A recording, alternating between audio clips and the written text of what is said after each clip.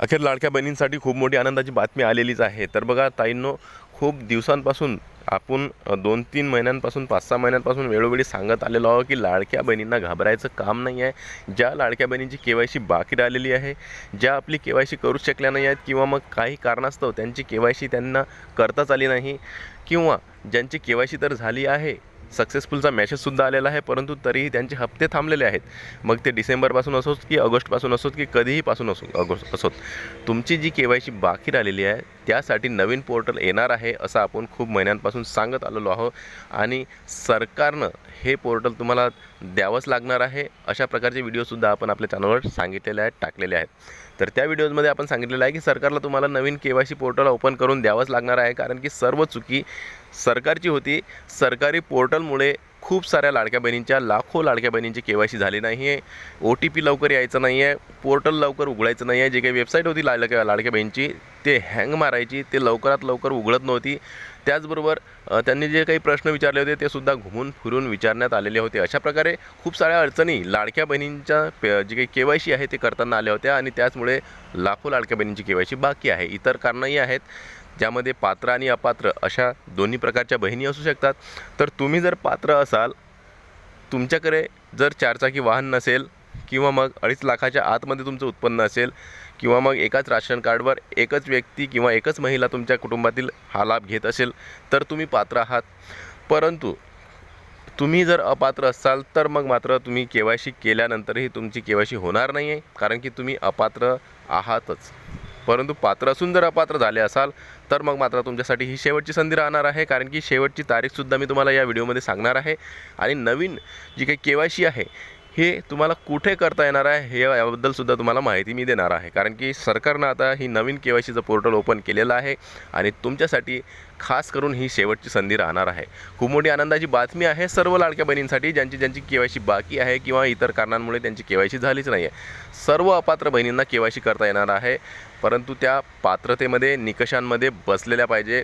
त्याचप्रमाणे त्यांचं जे काही उत्पन्न आहे 2.5 लाखाच्या आत पाहिजे, त्यांना 4 चाकी वाहन त्यांच्या घरी नसलं पाहिजे, आणि इतरही जे काही निकष आहे या निकषांमध्ये त्या बसल्या पाहिजेत, त्याचवेळी त्यांची केवायसी होणार आहे। एक गोष्ट तुम्ही इथं लक्षात घेता येईल की ही जी संधी आहे ही एकदम आखरी संधी आहे, शेवटची संधी आहे। यानंतर आता कुठलीही संधी मिळणार नाही आहे। तुम्हाला माहीत असेल की या केवायसीसाठी आपल्याला किती झुलावं लागलं आहे, कारण की 3-4 महिन्यांपासून केवायसी पोर्टल सरकारनं ओपनच केलं नव्हतं, कारण की त्यांचं म्हणणं असं होतं की लाडक्या बहिणींना आम्ही आधीच 8-9 महिन्यांचा कालावधी दिला, वेळोवेळी जे काही केवायसी पोर्टल आहे ओपन केलं, त्यांना त्यांची केवायसी करून घेतली, तरीही त्यांनी केवायसी केली नाही, म्हणजे त्या अपात्र आहेत असं त्यांचं म्हणणं आहे। म्हणजेच की तुम्हाला अर्ज भरता येतो लाडक्या बहीण योजनेचा, तर तुम्हाला केवायसीसुद्धा करता येते।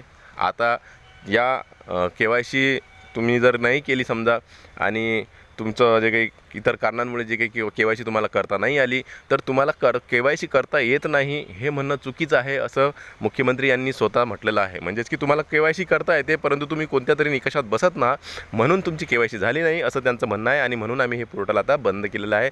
परंतु तरीही आम्ही एकदा पुन्हा नवीन पोर्टल ओपन करून त्यांना एक संधी देण्याचा आम्ही इथं प्रयत्न केला आहे असं त्यांनी सांगितलं आहे, आणि ही शेवटची संधी राहणार आहे। यानंतर तुम्हाला कुठलीही संधी मिळणार नाही। यामध्ये जर तुमची केवायसी झाली नाही तर मग मात्र तुम्हाला कधीही या योजनेचा लाभ घेता येणार नाही। तर ताईंनो, आपल्याला माहीत आहे की या योजनेमध्ये सध्या खूप मोठी तफावत सुरू आहे, कारण की लाडकी बहीण योजनेमध्ये ज्याप्रमाणे केवायसीच्या नावाखाली लाडक्या बहिणींना बाद केलेलं आहे, अपात्र केलेले आहे, तर हे फार चुकीचं आहे, कारण की त्यांना एकदा संधी देण्यात यावी अशा प्रकारची आपण मोहीम चालवली होती, आणि आता कुठेतरी त्याला असं वाटत आहे की जे काही लाडकी बहीण योजनेचं जे काही पोर्टल आहे हे सुरू करण्यात आलेलं आहे, परंतु पोर्टल जे काही वेबसाईट आहे लाडक्या बहिणीची त्या ठिकाणी न करता इतर ठिकाणी त्यांनी हे सुरू केलेलं आहे। तर आता ते कुठे केलं आहे, आपल्याला कसं करता येईल आपली केवायसी, आणि कशा प्रकारे आपल्याला आपल्या या लाडक्या बहीण योजनेचा लाभ घेता येणार, आपण पुन्हा केवायसी कशी करायची हे सुद्धा मी सांगणार आहे।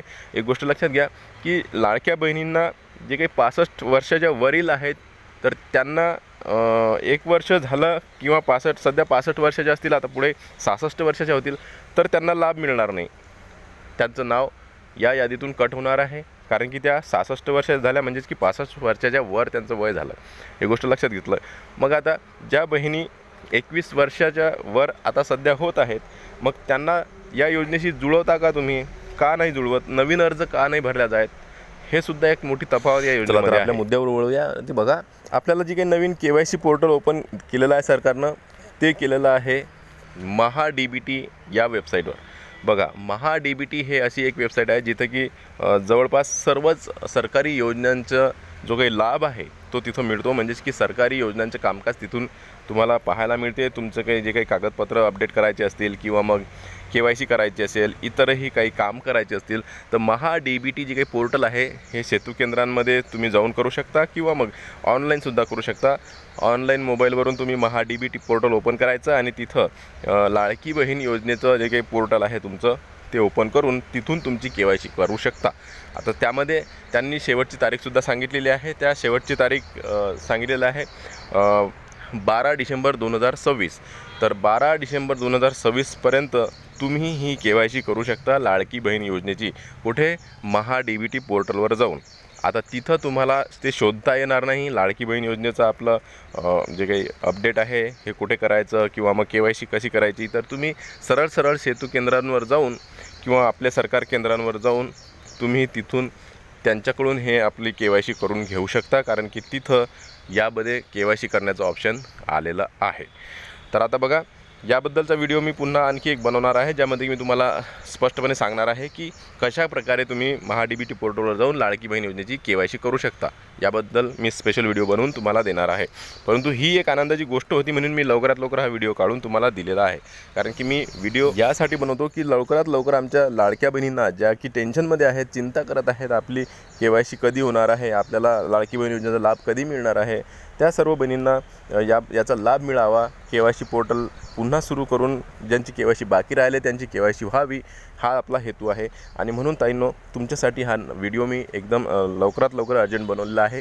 तर तुम्हाला DBT पोर्टलवर जाऊन महा-DBT पोर्टलवर जाऊन ही KYC करता येणार आहे, ही गोष्ट लक्षात घ्या. आणि कुठेही सेतू केंद्रावर जाऊन तुम्ही अशा प्रकारची माहिती चेक करा. त्यांना म्हणा की आम्हाला तिथं महा-DBT पोर्टलवर लाडकी बहीण योजनेची KYC करायची आहे. तिथं KYC होत आहे ताईंनो आणि त्यांना करता येत आहे.